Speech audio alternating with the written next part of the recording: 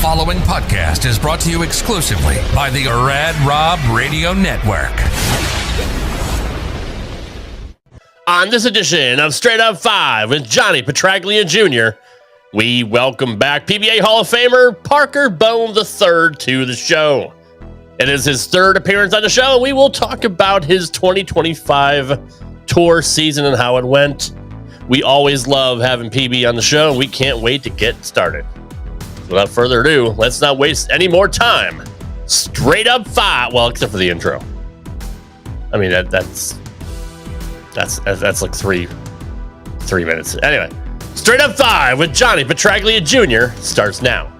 Look, everybody, Ocho tells you exactly what's going on all the time. This is PBA champion Kyle Troop. Hey y'all, Jacob Ledrup here. Hey guys, Chuck Ritchie here, formerly of Bowl TV. Hey guys, this is Ryan Schaefer of track staff at Valley Bowling Center in Waverly, New York. And you're listening to Straight Up 5 with Johnny Petraglia Jr. Yo, the boys from Straight Up 5, Rad Rob, Dr. Ocho, and of course JP Jr. As you know, JP Jr. used to be introduced as the sexiest man in bowling, and now the world. But he doesn't have the best hair in the world. I do. Sorry, bud, but you know the deal. Pick it out. Fear the fro, baby. Welcome to Straight Up 5 with Johnny Petraglia Jr. A hard-hitting, in-depth, cutting-edge look into the world of bowling. This podcast will not only cover all things bowling, but will also give you a raw look into real-life issues. You'll get unfettered access into the mind of one of the most gifted bowlers of this or any other generation. Strike, and they claim it. 7-lead does it. So without further ado, let's introduce you to the hosts of the show. Rad Rob Francois. Rad Rob Francois. Dr. Ocho. And the incomparable Johnny Petraglia Jr. Johnny Petraglia Jr.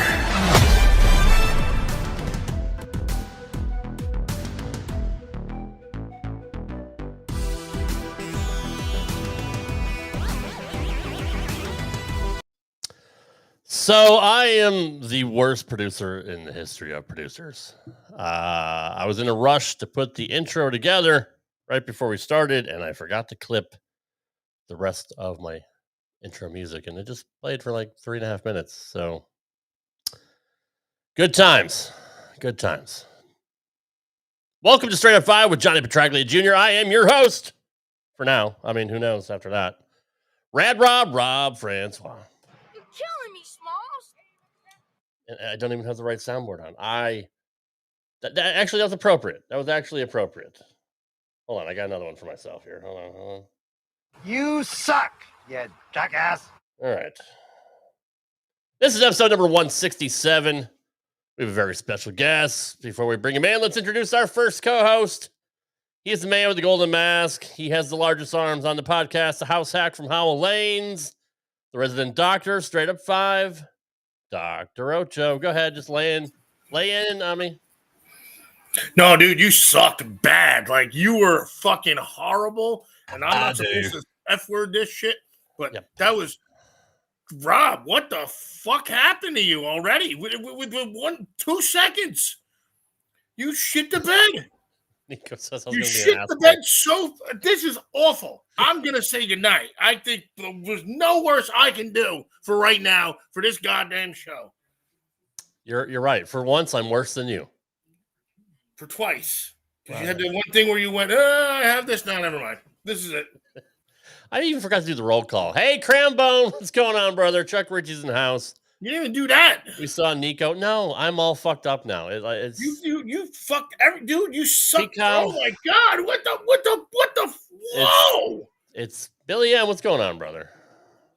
I do. I suck. I do. Ooh do. Ooey do. Hey, Roger's in the house. What's up, One-Eyed Willie? And he also had another one that said it was EYE. Yeah. But I don't know. We're not taking that one. It's fine. It's you're all fucked up, man. You're just eyes must have been closed. Fuck this shit. All right, now you still have it. Go figure. Who the fuck? Cousin Cinco would have forgiven me. That's right. Well, he's a fucking pussy too. Can't forget about cousin Cinco there. Looks like the fifth one there still. Yeah. I feel like I'm the one that got in a bike accident. 5. Wasn't 5 a little one? What's up, Stang man? 10 was Jack. 10 was a fucking Jack dude. Yeah, he was. Greg, Greg. We can say it now, right? His name's Greg. The tattoo guy, right? He's the ex tattoo, right? Yeah. Yeah, he's a cool dude. Anyways, all right, let's bring in our suck. Oh my god.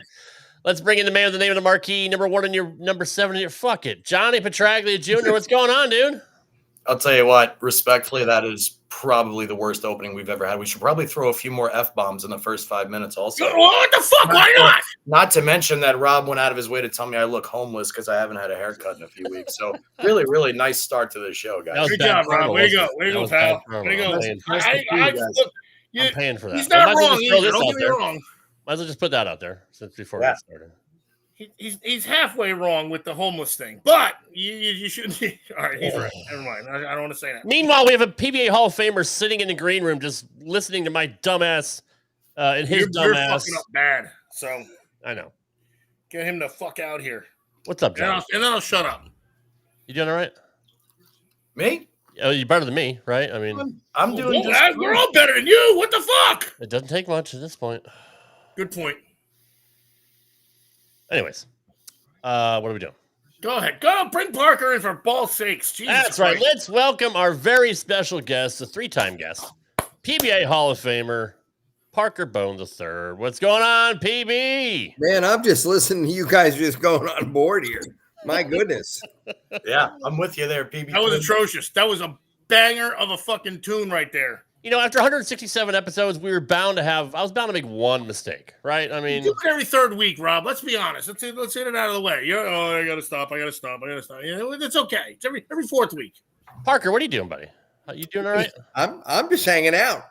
It's good to see you. It's good to have you back. Yeah, appreciate it. Just flew back in this morning from actually down in your neck of the woods. I was down there in Nashville. Thank God you didn't tell him. I didn't have a whole lot of time to turn around, just trying to help our daughter move into college. She's starting Vanderbilt. First day of classes today. And, well, knock on wood, I'll say as a proud dad, as a proud parent, I think everything is under control. Well, good. Excellent. Good. You're such a good dad. Yeah, it would have been nice to eat some barbecue after last time. Look at that. Oh, Jesus Christ. Look You're at right. this. You're This is right. the fact that, Just, look at this guy on the right. No that's just a offense. special moment. I think he's afraid I was going to eat him. I think. No shit. Of course he was going to be afraid of that. Yeah, probably. My God, this makes me look like normal around him, especially with you. My God. It was a special time. That's all I'm going to say. You know, I mean, soon maybe I'll be honored and be able to go out with Dr. Ocho. I've been out to eat with Johnny plenty of times, and we're going to catch up for plenty more. But maybe one of those days, Ocho will invite me aboard. I can see it. It's going to happen. Is he big timing you, Park? Is Ocho big timing you? I mean, Ocho isn't allowed to go anywhere, but maybe one day. I know he'll invite me to go out. We'll go to catch up, and the entire county will lose power. That's it. That's what's going to happen. Yeah, that's true. We've seen it. Yeah. By the way, Parker, happy belated to Brandon. I understand he just had a birthday recently. He did. He had a birthday and decided to set the world on fire down below there. Tell me a little bit about it for those the viewers that don't know exactly what's going on. It was pretty amazing to go down there and watch Pan Am Games. He went down there and we had a great time. He flew down actually on the day of his birthday. He was on a plane all day, going down, getting ready for everything in Guatemala. Practice session was Sunday, and Monday started the singles event. Just 6 game blocks, no match play, nothing like that. But fortunately, bowled his tail off and walked away with a gold medal. Awesome. And then badass, man. They get ready and load back up. The second day, he's going to bowl doubles, and they go out there and bowl doubles. Son of a gun, they run away with doubles. They bowl really good again. Then they bowl triples. Nice. So he's got 2 gold medals. They bowl triples. How about if I tell you they go out there and bowl triples and win another gold medal. Wow. Come on. I'm like, Golds, team double single. Come on. Yep. So then the team comes along. And unfortunately, the team didn't go quite as good as they wanted to. A couple of boys didn't see the lane the right way at the right time, but they still hung in there together and did everything they could. And they ended up finishing third over a 2-day jaunt, 6 games, total pins. And then Jesus, they had an all events, gold, silver, bronze, and he won the overall all events. He averaged probably 236 for I don't know how many games they bowled. My God, now 30 games. Wow. And the next guy was probably about 217, and the next guy was about 211. Oh my God, he fucking ran away with it. Pardon my language on this one. Out averaging the second highest in the field by 13 pins a game. That's insane. Yeah. It was pretty amazing. And then even the one time he bowled 300, I told him, I said, Brandon, right lane hooks. Don't be afraid to move. So he moves a little bit. First shot goes Brooklyn. So he's got strike and then Brooklyn. And then after that, he goes, Dad, I'm going to move some more. He goes, but I think I'm going to give it some loft. Okay, go ahead. Well, I know I've got some video on my phone, and Justin's going to put something together here a little bit later on. Left lane was normal passes, maybe 4 or 5 feet out in the lane. The right lane, visibly, you can see his ball not hitting the lane until it gets to the arrows. Wow. I mean, it was out there. Kidding. Yeah, even though we went Brooklyn in the second frame, he didn't throw any more Brooklyns after that. He got to the pocket pretty solid. And that's 6 throws at least, though, right? 5 throws now, right? Yeah, well, one on each lane. And, when one lane doesn't respect it, better take a guess, but you better make a good pass at it and hope that it's right. Yeah. Holy shit. Yeah, that was really cool. Oh. Wow. Hats Let off me to ask you this, though. Is that, like, really out of your realm, though? Are you going, like, okay, like, you see it still. You see it, but still, that's got to be like, all right, that's... He lofted it more. Ocho, he lofted it more in one shot on the right lane than I lofted the entire game. That's exactly. That's what I mean. And that has to go with every fucking throw. Yeah. Holy shit. Meanwhile, we got John Mazza ripping on Parker for looking like a library manager. We got everybody else telling me my hair's in a rat's nest. I haven't talked to John in a while. We miss you, John. I'm just going to be overly nice now just to not be like everybody else thus far. Like, Kenny Seymour's in the house. What's up, Kenny? What I got to give it a little bit of a, There you go. There it is. There it is. Pull it forward. I was gonna say maybe it was the glasses. I think it was. Is that what it was? If I take the glasses off, though, you guys are starting to look a little warm and fuzzy. Hey, oh, now you see who I am again. Shit. Someone likes my hair. So speaking of bowling, Parker, let's kind of go through the senior tour season for you. Obviously, I mean, I don't know if it would have changed what Janowitz did in the 9th and 10th, but watching you leave that just ace stone 9 after catching that double once they started to get tricky in that title match was heartbreaking for me to watch. But also watching you on that show, and sometimes I think viewers of bowling will actually miss that. That pair was not easy. I don't think you look like you had much room to miss at all. And obviously, we know you're, if not the most top 3 most accurate bowlers of all time. But like I'm watching that, and I'm watching the ball and the things you had to do to manipulate, carry, and just getting to the pocket. But in terms of the whole season, what were the pros and cons of the year? How did you feel compared to your historic career for the last 40 years? You know, Johnny, overall, I felt like the year was fairly solid. I don't know what I made exactly, maybe 6 or 7 stepladder finals, which when you look at the amount of the events that we're bowling there, it's not like we're bowling a tremendous amount. I'm going to say I probably bowled somewhere in the neighborhood of 15. So maybe 40% I was able to get into the top 5.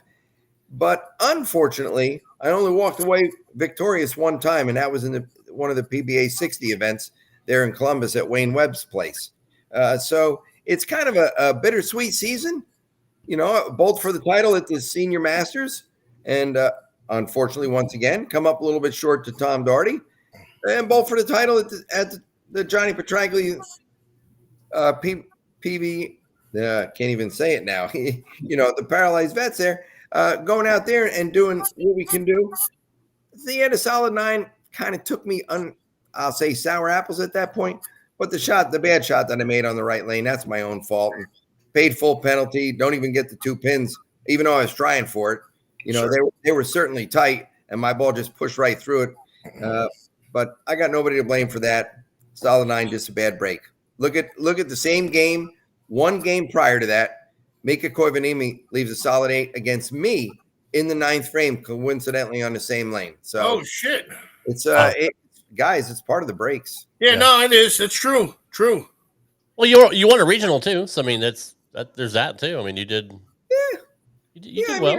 There's been some good points in the season. I'm not going to say that they're all sour. And trust me, when I say I made 6 or 7 top 5s, whatever that number is, there are a lot of guys, with the exception of probably the 2 that I just mentioned, that would certainly love to trade shoes. Yeah. Sure. Oh, gosh, yeah. So, I'm not going to complain about the year overall. It was a pretty solid year. So, like in retrospect, Parker, because if you go back to one of the first interviews I ever watched of you, where like your first goal was to win 1 PBA title, I'll never forget that. It was, yep. And now, like when you're entering a season, do you have certain expectations? Yeah. Do you win like 5? Do you win 4? Do you win 3? My goal is to make 40 or 50% of the tournaments I bowl to the ladder. And like, is there even anything like that? Or you just go out and just do what you do? To be honest, Johnny, I'm just going out doing what I can do.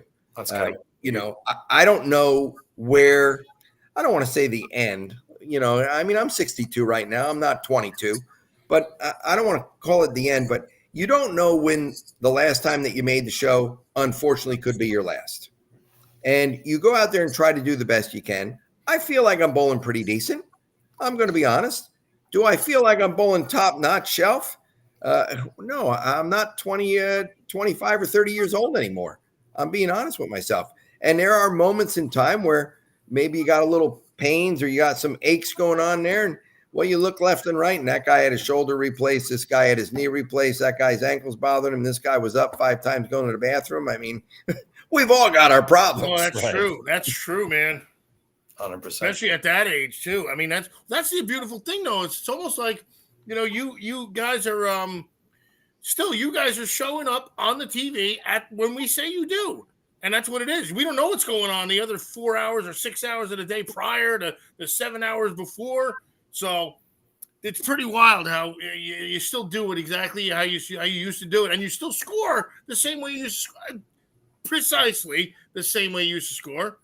So you know what? To feed off, because I have a question there too. Is Parker? You said you never know when it's your last show. Is being 62 years old now? I mean, obviously, when anybody watches you, really the only thing that's changed in 35 years is you're not quite as low at the foul line as you used to be.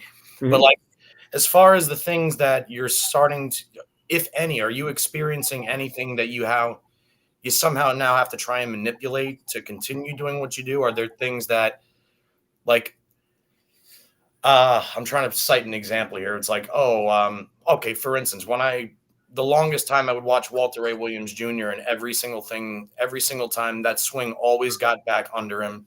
There was never a gap. And then one day I woke up and Walter Ray's swing is bumping out, but it's not coming back in. And he almost had to like reteach his game to bowl that way. But like, do you notice anything physically like that it's like, okay, I have to be a little more aware of this now than say the way I used to bowl? There's 2 things that really pop out, Johnny, at least the most to me that I've realized over the last couple of years. Number 1 is I feel like I get a little bit more over top of the ball now, okay? When I get to the foul line, it used to be where my hips would be underneath me and my back was upright, and I know that my hand was under the ball and everything was going to be dynamic. So I don't want to say that I get lazy with it, but I feel that from time to time, and as soon as I do, it's like a light bulb goes off in my head. Okay, make sure you push your hips and get down into it and lay into it the way that you're supposed to. When I do, then my ball has a tendency to pick up much better. There's no question about it, And how I can tell that, believe it or not, a lot is my trail leg that's coming across behind me is not fully solid into the floor. It's kind of laying there. It's on top of it. Maybe the leg's not going around there. You're really not thrusting into that final shot, that final step. The other thing that I've noticed is, believe it or not, is reflexes through the years. Okay. I mean, right now, my hand's fine. And there's a lot of times I'm bowling, fortunately, it's fine, knock on wood. But if I load my hand up like it is here, and I know I used to be able to do that, when I got to the foul line, woo, it was released with no problem. There are certain days that I'll load up, I'll get my hand here, and when I go to get to the foul line, it only makes it to there, and then I come over the top of it. Yep. So now, those days, and you're adjusting this on the cuff. You really are. So instead of loading up this way, maybe I only get to here, and then my hand will still be able to release the way I want it to at the foul line. So you're trying to do everything you can to try to keep up with what's going on, but you really have to keep in mind that a lot of those other guys or gals, because we have a couple ladies that bowl out there as well, they're going through the same issues in their own way, shape, or form. It's funny because, I mean, even myself, those are two of my biggest issues. Is I used to be able to load and unload, and number two for me is I used to always have my back was a little bit more upright, and now I've gotten into a very, very bad habit of dipping forward where I'm a little bit too steep in the foul line. And if I'm not aware of it or I get a little bit quick, everything is just that much more exaggerated. And here come the yanks and the thumb downs and the, oh shit, I forgot how to bowl type. Oh my God, yeah. And prime example would have been when I bowled JJ in the title match. You know, I know guys, and I appreciate it. The solid 9 kind of took the wind right out of my sails at that point.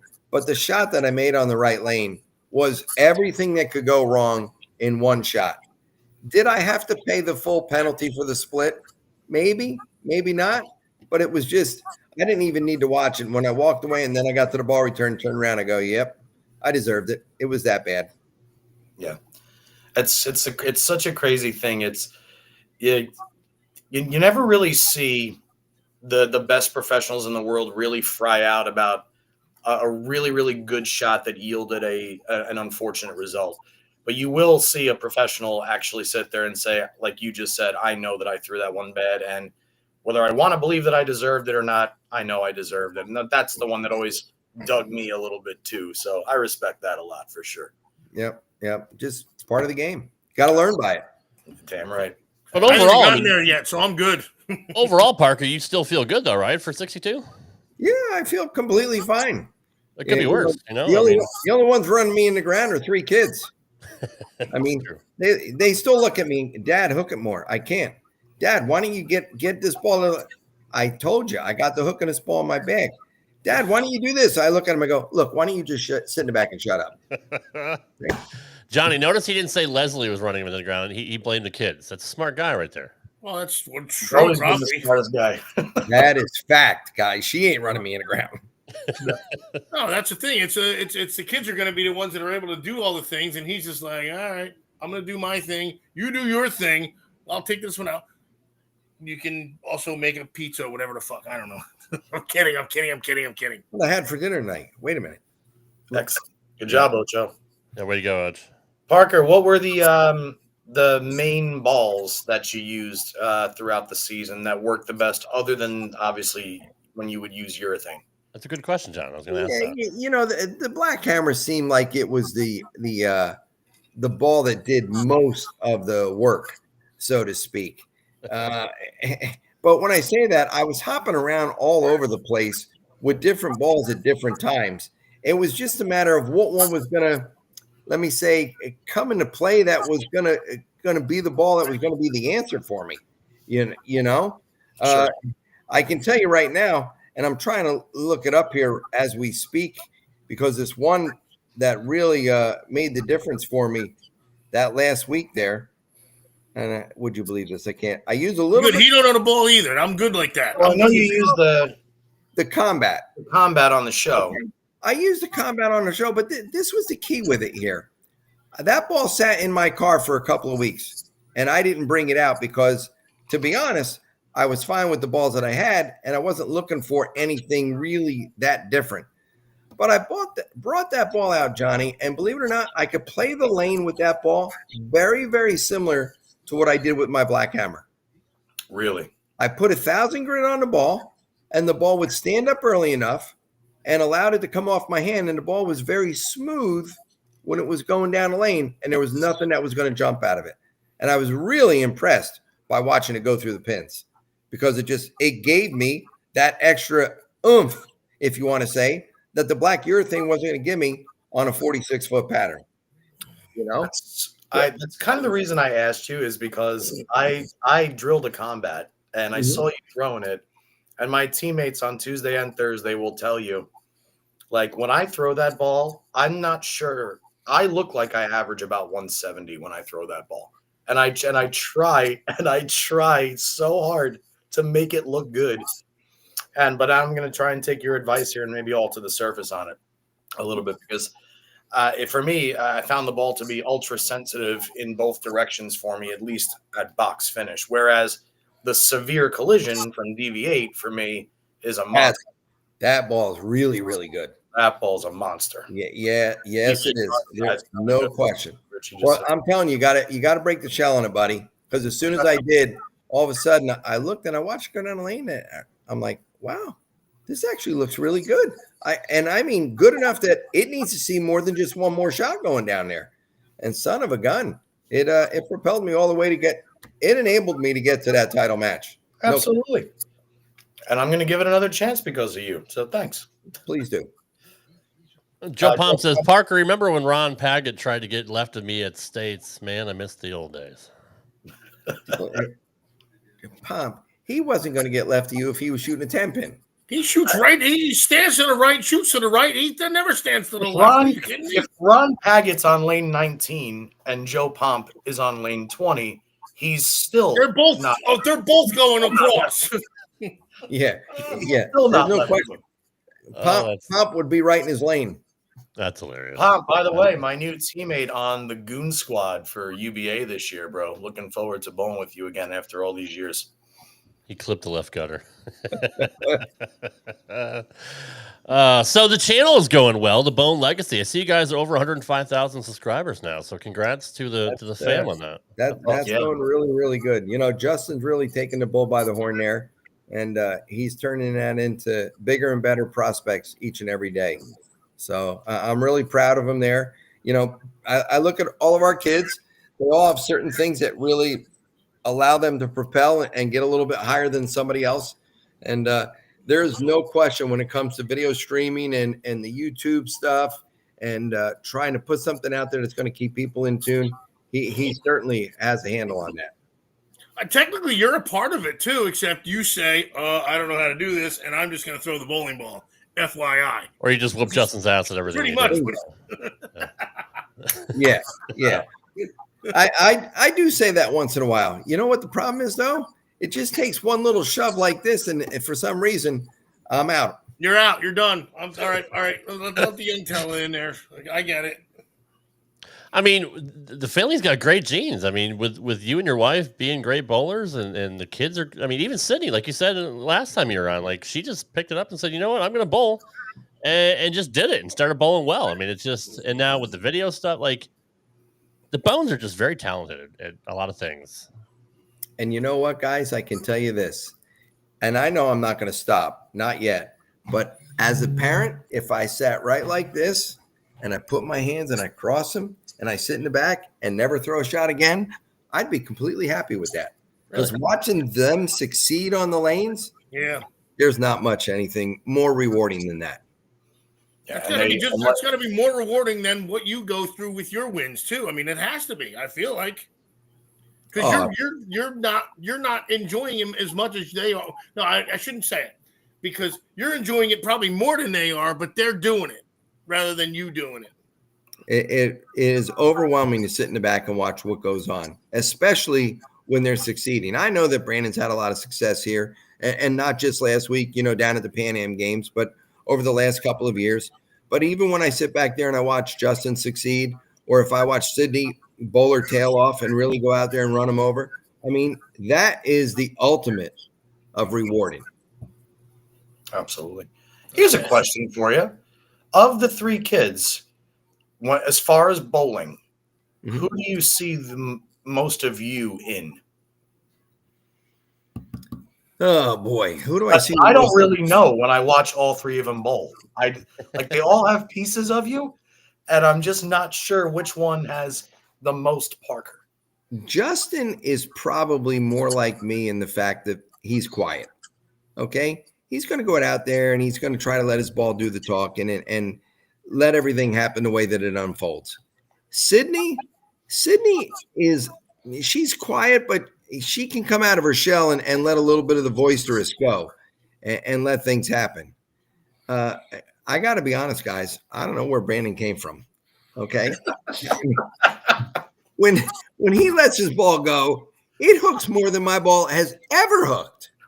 And then he not only can back it up with his bowling ball, but then all of a sudden when somebody says something and he puts a couple zingers out there on top of it, he's just going to let everything fly. And that's never been Parker Bohn's motto. That was perfect timing. I almost blew Dr. Pepper Zero out of my nose with that. They're all unique in their own way, but if you look at them, I mean, each of them have a piece of you and Leslie. Honestly, like each of them have qualities from both of you, but still have their own unique personalities. It's remarkable to see their progress, and that's why I love the channel too, because you get to see them get better every single time they're out there. I mean, it's just it's fun to watch their progression. I'm looking at only at the physical game. So like the pieces I find, like when Justin is aiming, I see you. Just the way he holds the ball, the way he starts, I see that compact, that same thing I've watched since I was a baby. When I watch Sydney bowl, her trail leg reminds me of you way early on in your career when she hits the foul line. That real long, that perfect knee bend. And then, like you said, when I watch Brandon, I'm like, Brandon is like, God, he's just crazy. It's so, but he has your, I don't know. I feel like he has your demeanor off the lanes. That's what I was going to say. Yeah. He's quick. He's quick-witted. He's kind. He's warm. He's friendly. He's a killer on the lanes. Like it's amazing how they all just have pieces of you and Leslie all just kind of stuck together, and they all manage to be excellent at what they do. It's really, really cool to watch, like everybody in the chat is saying. And that's the one thing that I will say. I'm very fortunate. I'm going to knock on wood when I say this and say, God bless all three kids for picking this up. The demeanor that they have when they're away from bowling, they care about people genuinely. And I believe in my heart, that's not just Parker. That is Parker and Leslie together. 100%. Okay. It's everything that we have tried to instill in them to try to make sure that they're good human beings. And deep down, I believe that we've got three great human beings there. Wherever a bowling ball may take them. You know, I say it all the time, guys, I hope they're twice as good as I ever been on the lanes. But regardless of that, I don't care what they knock over as long as they're great people. And I think that we've got three of them right there. No, that's true. I mean, they were helping John L with a freaking rugrat with God knows what about 4 years ago. I think it was Brandon helping him just clear out shit, just clear out stuff. Just let's empty this. Took 3 hours. They were done. That was it. He left. Simple as that. That's the stuff that they do. They're not afraid to chip in. No, that's the stuff that they do. It's wild. I think it was 3 or 4 years ago, man. It was really wild. And I was like, I came by. I was like, what the hell is this guy doing here? He's like, oh, yeah, this guy's helping me out here. I was like, what the frig? You're right about that, Parker. But that's what it was. They're just three good kids. I mean, they really like just, and it's not just on the YouTube. It's not just at the lanes or at the tournaments. Like we've seen videos of them behind the scenes. Like they're just good kids. They're just, they love each other. I mean, you're a very loving, very close family, which is really good. That's hard to get nowadays, honestly. And they're just so down to earth that nobody has an ego. Even you, after everything you've done in your career, you've never had an ego. I mean, you've remained steady, even keel, your entire career. And it's just, they have that too. And I could see that, but they also have that killer edge too. Oh, that's how you have to be. They've got that. They're not afraid to let their ball do the talking. That's for sure. So Give them an inch, and they're going to figure out how to take a yard. Yeah, absolutely true. Yeah, Brandon and I, I finally got introduced to the whole Nutella syrup thing. So after I watched it a little bit, I said, I'm going to tell you the truth, man. I'll try Nutella on bacon, but I'm pretty sure that I'm a syrup guy. Right? I said I really, really want the syrup shirt anyway. And Brandon was kind enough to bring me one the next week at bowling. Knowing full well he was on Team Nutella, so I had to at least try it. And I'm still on Team Syrup, but Nutella on bacon's pretty solid. Not going to lie. Not too bad, is it? Not too bad at all. Who would have thought? Is this a new thing, Johnny? Or like I haven't heard of this? This is like 4 years, bro. You'll have to go watch that. I'm sure that there's the plug that we can find it. It's a long video, but it got to a point that it got so big that the kids were walking around and knocking on strangers' doors in another state with samples of syrup and Nutella with a plate of bacon. And people they didn't even know. You watch some of these people answering the door, and they're like, "Did you poison this? Is this a joke? Like, you really expect me to eat this from a stranger?" And people got on board with it, and it was really, really incredible videos to watch. I'm gonna have to look that up. Now I gotta look that up, and I look up everything, so I'm okay with it. Because I'm not typically a Nutella guy, and I love bacon. My kid loves bacon. Bacon runs in the family. Strange, shocker, strange, right? I know you can't. I know that's such a stretch, right? But I'm definitely gonna have to try. You're gonna look at it and have one bite and go back for a second. Mm-hmm. All right. Exactly what I did. Words from the champ. Chris Solomon's in the house. What's going on, brother? He says, having coached against the boys for high school, I can tell you that they are absolutely great individuals and will continue the Bohn legacy of being a great ambassador for the game. I mean, yeah, nobody has a bad thing to say about what's anybody. More important is Chris Seidelman seeing me. That's what's more important is Chris Seidelman seeing me. I love Chris Seidelman, my former teammate. Parker, Ocho hasn't been in the gym since 2020, and he's still got 20-inch arms. It's ridiculous. He's holding back. That's all it is. Yep. Yeah, now he's going to say something about me next. Don't worry about it. Chris Seidelman will say something about me next. Don't worry about a thing. Keeping those guns under wraps. If he doesn't want to, it's okay. We're okay with that too. So sorry, Johnny. You averaged 248 this year at the Senior Masters. That's pretty remarkable. I mean, you set scoring records during that tournament. Mm-hmm. Were you happy with the entire event? Obviously not winning, but I mean, were you happy with how you performed at least? You can't be unhappy with that. I mean, you go out, everybody knows it going in. You're going to bowl 15 games of qualifying, and you're hoping that you get enough to make the top 64 or top 63 in the defending champion, whoever that may be.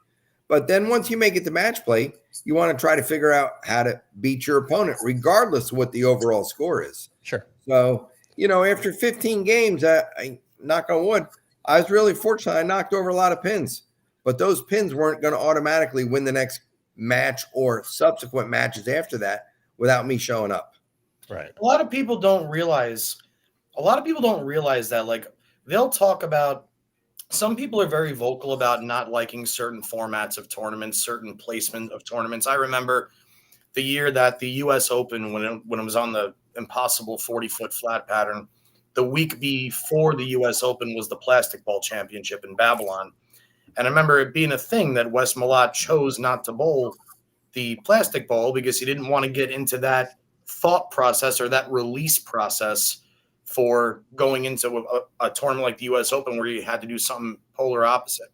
There's other people that hate formats like the Masters because of, like what you just said, every pin drops, and now you're bowling against one guy on one pair. What if you catch a funky pair and you average 248 for the week, and now you're stuck bowling on a pair that the two games you bowled on it that week were 190, 180. You personally, and then you have the long format old tour where you had between match play and qualifying, you had 42 games. And then you had the ladder, which again, the ladder is built for television, even though you have to win the tournament twice. But in your eyes, when you approach a tournament, do you look at a tournament like the Masters, say differently, like you just said, as opposed to something where all the pins do carry forward? Are you going into, like, are you studying the first pair different? Like, you know what I'm trying to get at here, Parker? Like, do you have a saying? I look at every tournament basically along the same merit. I try to figure out each pair of lanes to the best of my ability. I'm going to take notes on how I'm playing them. I'm going to take notes on what the ball is seeing with the lane or what it's giving me or not giving me, with different hand positions going through there to try to figure out how to acquire as many pins as possible. And when you do that, you take all of that information and try to carry it forward and try to get deeper and deeper into the tournament, hopefully where you're walking away victorious at the end. Absolutely. We all know that the format sometimes doesn't allow that, just because of the way that it's set up. All the pins are going to get dropped, or there's going to be match play from the get-go, or you're going to have 24 games of nip and tuck, or depending what pattern you're bowling on, what the lanes are going to transition to.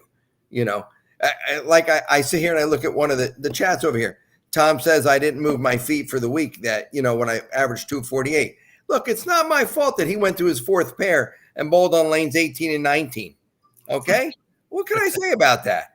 It's a little bit hard. It's a little challenging to keep that good top score. But that's the way I go about it, Johnny. I try to figure out how to bowl my best regardless of what the format is, because I think that's going to keep me on a shelf way up here that a lot of people are going to have a hard time to keep up with. It's obviously worked, and it's a great thought process. I always thought of it this way. If, let's say I I make the top 24 at a PBA stop, and I qualify somewhere around, I don't know, let's just say 12th. I'm 100 pins out of 5th, and I average, say, 225 for the week. Now I've got 24 games of match play. I'm saying in my brain, if I average 225 for the next 24 games, the likelihood of me winning at least, say, 15 of my 24 matches is pretty good.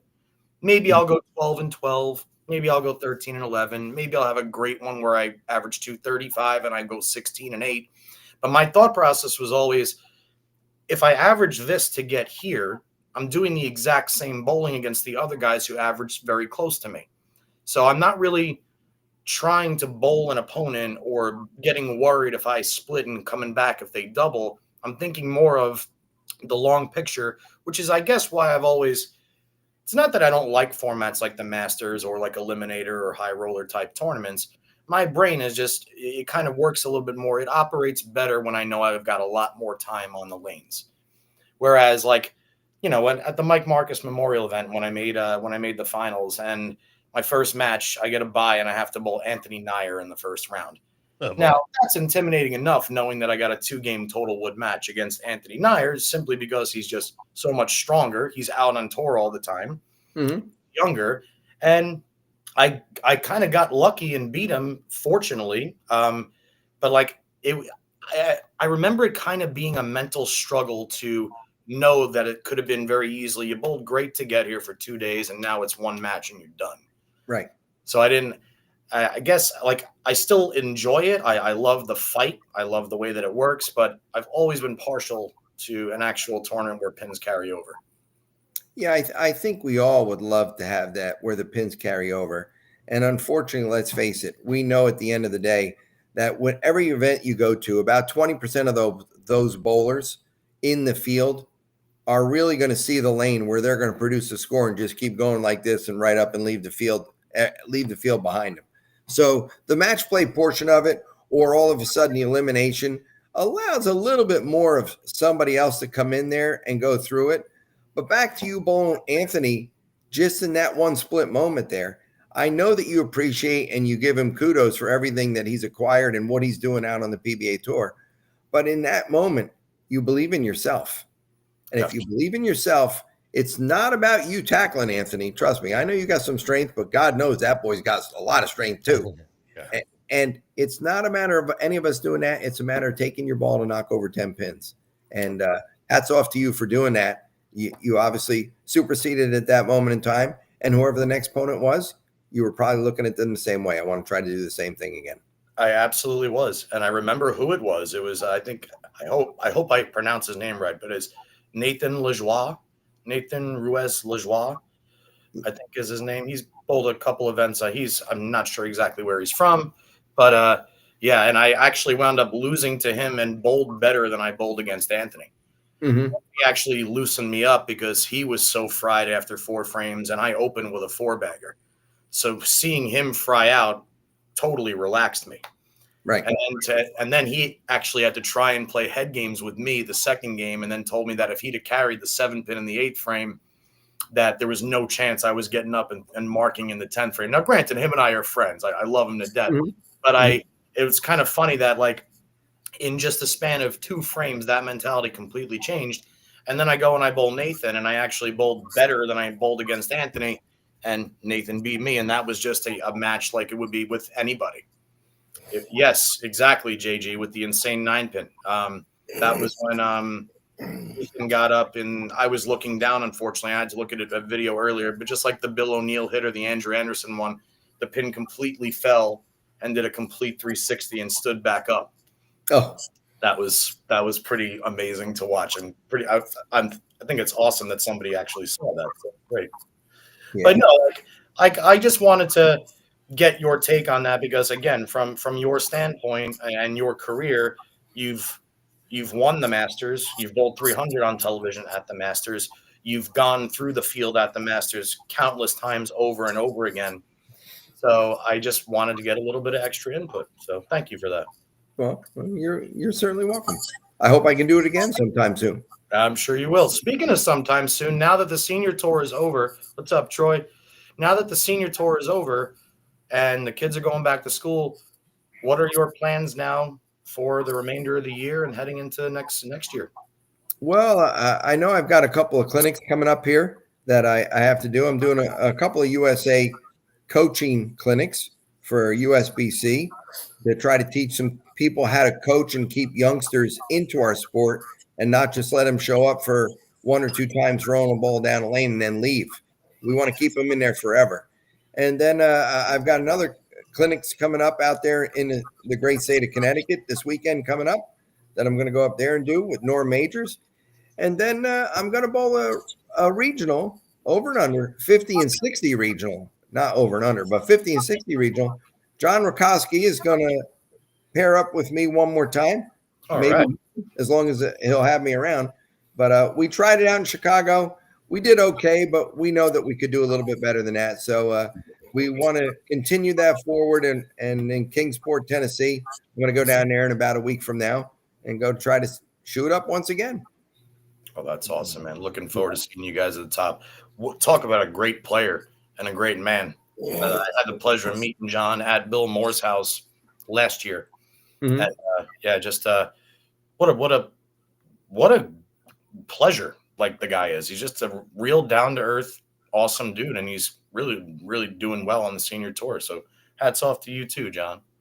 Yeah, so got that. Then I got an event that I'm going to do out in South Dakota, going way out there in the Midwest. I'm actually going to take Leslie. We're going to go see Mount Rushmore and Crazy Horse, spend one day doing a little bit of sightseeing, and I'll be out there in Sturgis.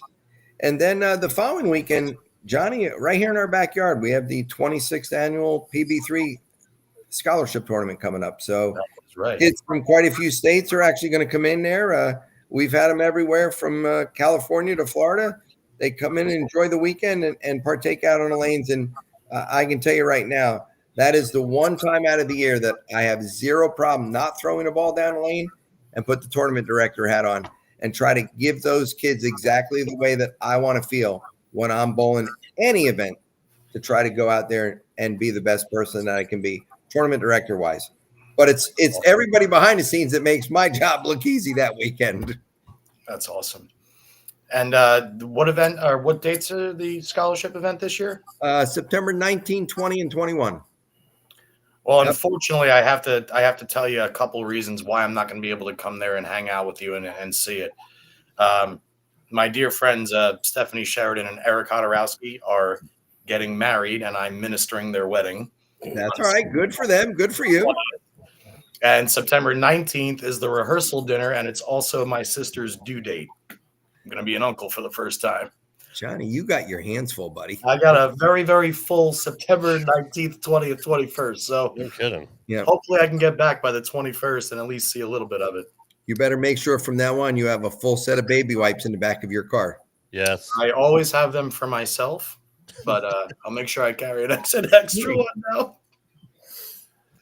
So I don't know if you actually want to comment on the USB-C urethane thing, but rough thoughts of the announcement they made a couple of weeks ago. I don't have a problem commenting on it. Okay.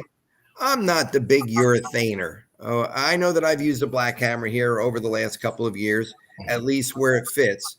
But you're using it because of the patterns that we're bowling on, and equally as important, what the field is doing to the lane.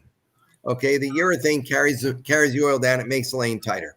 So it takes some of the stronger balls, although they're stronger and you think that they're going to be better, it doesn't allow them to adhere to the lane the way that you're going to be producive in looking at scores. But more importantly, as far as the urethane, it's been part of our sport for 45 years. When we look at what goes on out there, there's been times that you watch a field up and down and up and down. And people when I first started out on tour, when a high rev rate would have been 350. Now you are less than mediocre out on the PBA Tour at 350. That mediocre rev rate is probably somewhere in the low 400s, if not climbing to 420 and 430 as we speak. But more importantly, the kids over the last 10 years have used this thing right here called the iPhone. They have used that not to play games, but to learn how to make their own game get better and better.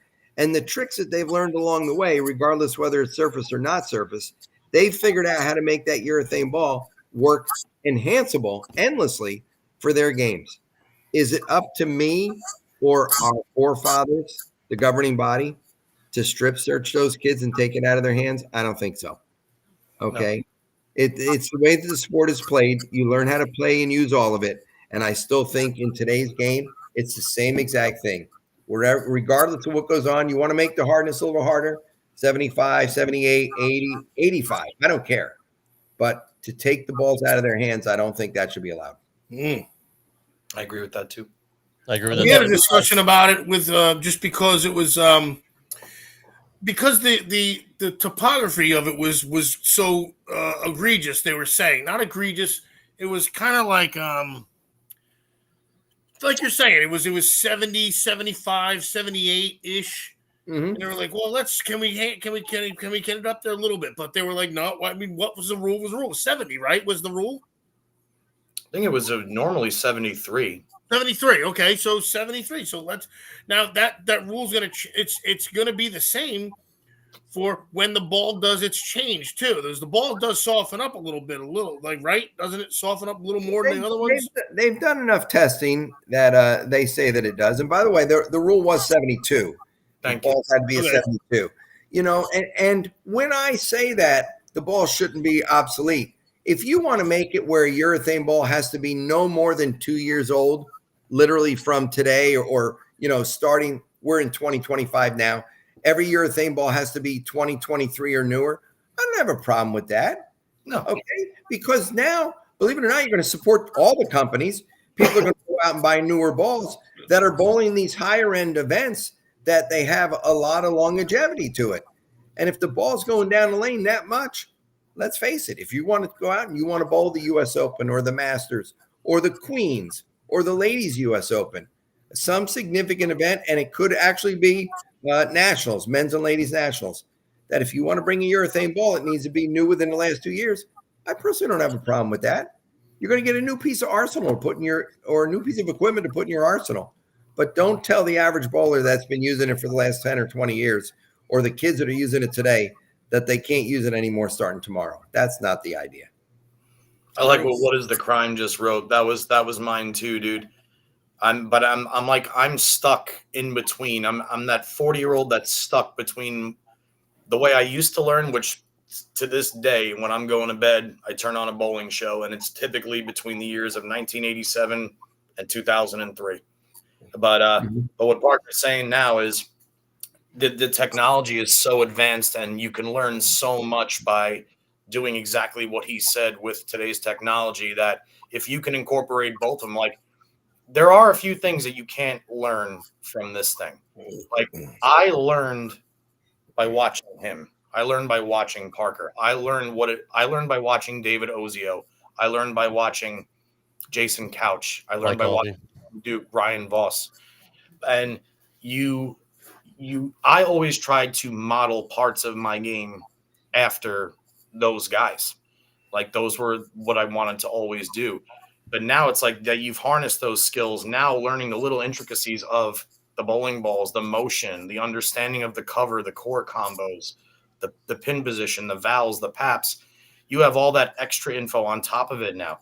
Not to mention the game nowadays, when you talk to 9.5 out of 10 players. That's what I was going to say. They're doing two-handed stuff too. When I was growing up, it was don't make sure you never, ever, ever drop your left shoulder, John. If you drop your left shoulder, the ball is going to be off track. Got news for you. That left shoulder needs to go down. It goes down because it has to pop up, dude. The other side. It needs to go down so I could get myself in a position to get the ball on line where I want it to go. That's a good point. Now, granted, if I'm going straight up 5, I will keep that left shoulder a little bit higher. I will not drop it as much just to try and close down my angles. But it's such an interesting topic when you talk about it, because it's amazing that in just 30, Parker, you've gone through this from opening up with urethane and then going into the resin era and then going back into the urethane era again while using resin. And you don't seem to have a problem with it. And I don't really think anybody should as far as the urethane. You made perfect points about the manufacturers still being able to produce ones. Like, for instance, I know the Brands of Brunswick's got a new urethane coming out that I'm thrilled to death to throw. Thrilled to death. I'm not sure if I'm allowed to say the name yet. But it's crazy. It's crazy that how much the game has evolved. And if you either evolve or die, you go with the changes or you get left in the dust, right? And that's basically true with anything.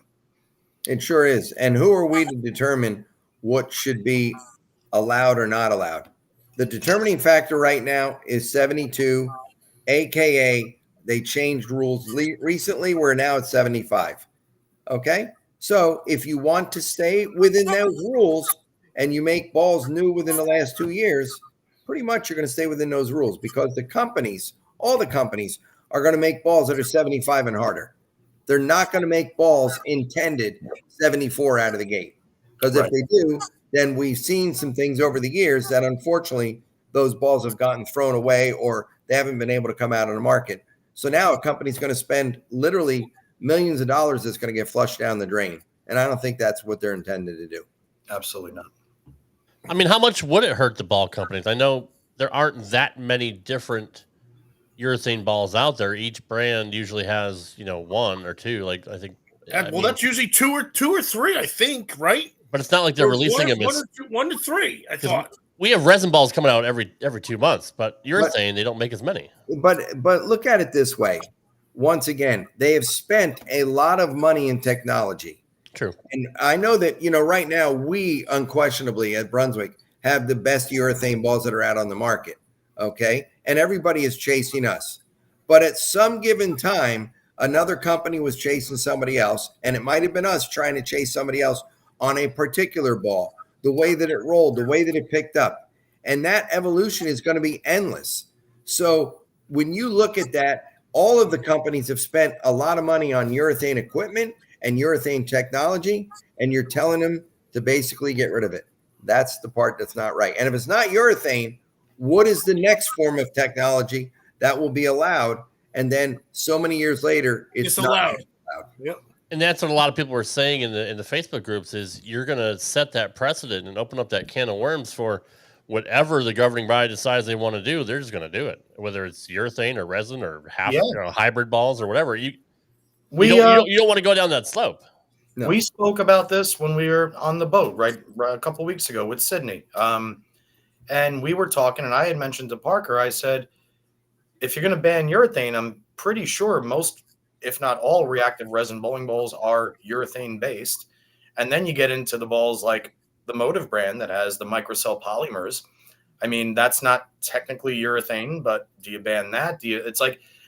Speaking of a can of worms, Rob, like you said, it would make it so detrimental for the sport. Especially like you said, with all the kids and everything that's going on right now in the sport. Well, and we don't know, like we just said, guys, what about the stuff that companies have already spent endless amount of money in the future for? That's behind the scenes. Johnny, you said that's it. True. we've got another new urethane ball coming out. Okay, everybody's looking forward to it. Well, you're looking forward to it unless, well, they're not going to tell us we can't use it anywhere. Right. So that you literally can't, and you only have to. Not right. I wonder, does this have more to use for the amateurs or the pros too? Because the pros are the ones that are going through the motions every 1 to 2 years. Well, you look the at amateurs Simo, can use it forever too, though. You look at Simo's opinion, Ocho, that he said that he wouldn't care if urethane went away because he said most kids under the age of 25 don't have any touch anyway. He was very brash about it. Mm-hmm. But it's the ones that don't know how to throw that well. I want to say the ones that know how to throw really well, actually. Yeah. But here's the key: what Simo said. Most of them under 25 don't have any touch. The really, really good ones will get touch. They will. That's exactly right. The game. They're going to figure out the bowling balls. They're going to figure out tricks or hand positions, whether they're opening their fingers up, tucking a pinky, whatever the case may be. They're going to figure out more than just being a one-trick pony. Which is more towards the old school way of going about things, too. Exactly. Obviously. Way back when. And they had 2 bowling balls back in the day. And the changes happen so fast today. I mean, guys, I watch guys that bowl really good in the block. They may use 3 or 4 different bowling balls. And I'm looking at this going, what are you doing? What's wrong with staying with the same ball? How I think with your feet, But it happens in front of our eyes. And if you're not willing to change, tell me how many times you've seen somebody start a tournament with 279 and then change balls the first frame of the next ball. What was it? Oh, whereas it was you never even thought about doing that back then. You'd at least give it a couple shots, but it's like they know in frame 8 and where they're going, what's going to happen. And then bowled a average second game, but then turned it on again the third, fourth, fifth. And That's sixth. what Troy said last week about JJ. He would shoot JJ, like 289, 280, 287 or whatever the first game, and he switched balls. Yeah. It really, it all is how your ball is picking up and go through the pins. I'm a firm believer. If you're shooting 230 or 240, what are you going to change for? Okay. You have a better possibility of going down than you do going up. But at the Masters this year, I had 495 for 2. I bowled 230 my second game, and I did change bowling balls. And lo and behold, it worked because I bowled 270 the next game. But you just don't see that happen too often, that you're going to throw good ball reaction away looking for something that's that more superior. But you still have to try it, though. Got to be willing. That's true. I'm going to give a little love to the righties here because, again, they see the lane entirely different than the left, and they go through entirely different kind of transition than a lefty does. Oh, never mind. I can kind of understand why it's a little bit more warranted on that side of the lane. But if you're on the left side of the lane and you're bowling 230, you can keep bowling 230. I get both sides of that too.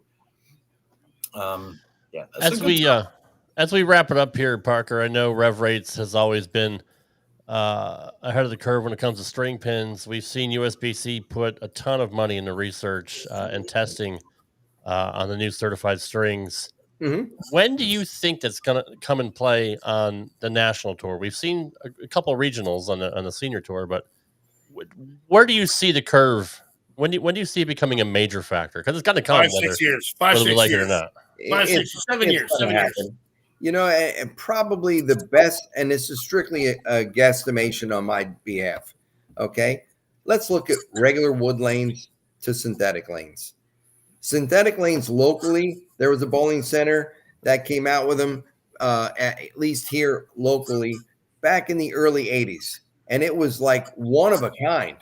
Yeah. And everybody, you'd go there and you go, what is the difference here? Well, obviously their lanes are shiny, they're pristine. And it was some number of years until we started to see them show up out on tour. And it was over a decade there in the 90s where all of a sudden synthetic lanes were everywhere and wood lanes were gone. So as far as string pins go, I know that they just came out over the last couple of years. I'm going to give you about another decade. They're going to start to pop up into PBA events. And it will not be long after that, somewhere in that 2035 time frame, that you will probably see the vast majority, if not all the centers that we bowl in, as string pin lanes. I can get down with I that. said 8 years, by the way. So just let you know. No, I can see that, especially with how much money there is behind it. Even EJ was getting on board and put him in his center as well. I mean, it's going to happen more frequently. I don't know that he's on board, but he's just smart. It's a smarter move, though, too. Honestly, like with the money, that's just New Jersey alone. I mean, the old Stelton lanes, which is now I believe called Circle, they're a 16-lane string pin facility, and then one of our homes, Old Carolier, now Bolero, North Brunswick, they did their entire upstairs, 48 lanes of string pins now. Oh, did they? I didn't know that. I wasn't aware of that. I actually was just informed of that. I think last night by my buddy Steve. Wow. Okay. Shit. Wow. If you look at it, the companies that are not spending that much money in technology because they think it's going to be here today and gone tomorrow. I understand. So wait a second. Now they're going to do. Hold on, real quick. They're going to do Carolier because they still have tournaments there. So there's still tournaments. They're going to do only fucking 46 lanes of the lower level. Well, upstairs is 48 and downstairs is 34. 34. So even worse. So I don't know if they're going full string or like at this point. It's either you're going to, I guess you'd have to have the tournament upstairs or downstairs. Or they're not going to have it at Carolier anymore. Or you have to make sure that the qualifying made sure that every player in the field bowled equal amount of games on string and free fall. Of course. There's ways to balance it. Right. Yeah. We'll figure that out. It is strange, though, that they only did half the house, though. No, it's not. I don't think it's strange. I think it's strange they did the upper half instead of the lower half, really. Right. But yeah, I kind of would have thought they would have started on the lower half too, because the upstairs at Carolier, even to this day, was always magic. Yeah, I would have wanted to leave the free. Okay. Oh man, maybe Tom they're has hoping. said, Maybe they're hoping, man. I don't know. Tom just bowled the regional on them. He said they're fine. They're just different, not better, not worse. Ryan Schaefer said the same thing. I mean, we've had several guys on the show that have They're worse. They got to be worse. I didn't mind them either. A little worse. Not a lot worse. A little worse. They're different. They're different. But once it's here to stay, it's no. The next generation are not going to know anything else. If strings go up that way in the next 10, 15 years, kids 20 years from now aren't going to even know that they were or no one's going to know anything about anything because no one's going to know about bowling anymore. Because it's like kids now they don't know about dial-up. My daughter doesn't know about dial-up internet. That was only 25 years ago. I mean, I'll tell you this, and then I know we got to wrap it up. But as far as the strings, here's the thing the one thing I don't like about string pins, it's when you're starting a tournament and they turn the lanes on, you don't hear anything. Yeah, sure. Right. You don't hear the wood cycling I don't hear in the pin decks. I don't hear the ting, or the rack, nothing. I just hear I'm not bowling on it. I'm good. JP, it's like you got a new idea there. You need a 10-minute video that just has bowling sound in the back. That's right. Practice on, they can just turn that on over the loudspeaker. You're in. That's fantastic. Smart man. Justin, get on it. JP, it's like Dodge getting rid of the Hemi in the Chargers and Challengers, and now they have an electric car. And the one thing you love about the Hemis is that rumble, right? And now you got the little Tesla sound. Like that's not a Dodge, dude. That's not a Charger. Come on. I get it, man. I get it. Well, Parker, we appreciate you being here, bro. I have to add this to it. I just see a little kinder over here. Joe Paluzik posted videos on that. Believe it or not, our string pin lane at Howell, the one that we have inside of Rev Rates, the first guy to get a messenger on it was none other than Joey Pants. Oh, yeah? That is true fact. And you watch Joey bowl, he doesn't have the big bender. He doesn't have the massive power, but he threw it over there, and all of us looked and go, wait a minute. Joe Paluzik just did that. I don't know if I've seen one yet. I don't know if I've seen a messenger on string. If it doesn't get tangled up, it's got a possibility, but he did it. I witnessed it. Did you bowl the sweeper at Lehigh Lanes before the Psy? Did you bowl the sweeper at Lehigh Lanes before the Maya? Christ, Rob, you're gonna end the show like this? God damn it! Believe it or not. Okay, let's say good point, bad point. I did bowl it. I bowled for the title. Hey, guess who I lost to? Unfortunately, the same guy that beat me the last week here, John Janowitz. John Janowitz. Jesus Christ, this guy. Fuck. How do you stop JJ? Let's put it this way. Fortunately, I've been, and knock on wood, I've had a lot of things good going in the sport of bowling. But bowling on the tour right now, bowling JJ is no different than bowling Walter Ray in his prime, bowling Norm Duke in his prime, bowling Pete Weber in his prime. He didn't bowl the tour for 30 years. So as physically fit as he is and the way that he feels and what he can do to a bowling ball right now, you feel like you're bowling one of those guys in their prime. And you better bring your A game to the table, because if you don't, unreal. He's going to run you over. That's a hell of a compliment. That's a hell of a compliment. Unreal. That's unreal. No, you're right. I didn't think of that. He doesn't have the wear and tear and the mileage. He doesn't, but I'll tell you what, he's got a lot of smarts and he's got a lot of tricks with his hand that he's going to get out there and show you he can do what he can do. He's brilliant. He's going to be a Hall of Famer just based on his senior tour. And you know what? Wholeheartedly, deservingly. Yeah, no, absolutely. 100%. Absolutely. 100%. Parker, we appreciate you being here, brother. We absolutely love talking to you, always having you on. We love your family. We love you. Best of luck, man, to next year, and hopefully you're God. I'm like Ocho now. Jesus Christ, man. I'm like Ocho now. I can't even think. What are you talking about? Hopefully your seminars go well and everything you got going on, and obviously best of luck to the kids coming up here. Who do you think? Real quick, I'm going to put you on the spot because maybe I want you to get some heat with your kids. Who do you see winning? Who do you see winning a title first? I'd say that Brandon probably has a step forward towards that. There's no question that Justin worked real hard at it, and if he gets something to click, it can click. I mean, the other day he bowled somewhere and he shot like 11-20 for 4 games, and I go, "You did what?" Okay, I don't care what you're bowling on. That's ridiculous, striking that much. That's disgusting. So he can see it too. It's just the idea that when I look at it and I look at the overall picture, I'm going to give a notch towards Brandon, but I am not counting Justin out. And Sydney's just having fun. She's in college. She's enjoying her time on the lanes there. But I don't know that the ladies' tour is going to be for her when she's done. But I'm not going to say no to anything.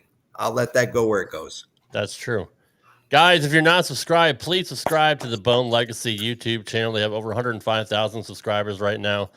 Justin puts out fantastic videos. It's fun watching the whole family on there. And it's fun watching Parker kick Justin's ass all the time as well, which happens quite frequently. So please subscribe to them. Yeah, that's true. That's true. We appreciate you, brother. And we hope you have a great night. And we'll stay in touch. And thank you again for coming on. Well, guys, I really appreciate it more than you know, but more importantly, together, let's keep trying to grow this sport, make bowling bigger and better than it's ever been before. Absolutely right. Very well said. Thank you, brother. We hope you have a great night, Parker. Appreciate you. Guys. Take care. All right, we'll see you later, bud. Bye. Oh, he's such a good guy, man. I'm telling you. Damn. Nobody classier. He's always so fucking good. Always good. He's good at everything. The whole thing. I know. That's the thing. He's always he's fucking doing fucking ping pong show. He's Parker Bohn. I almost wanted him to challenge Walter Ray to like horseshoes, just for fucksies, just to see what happens. He would lose.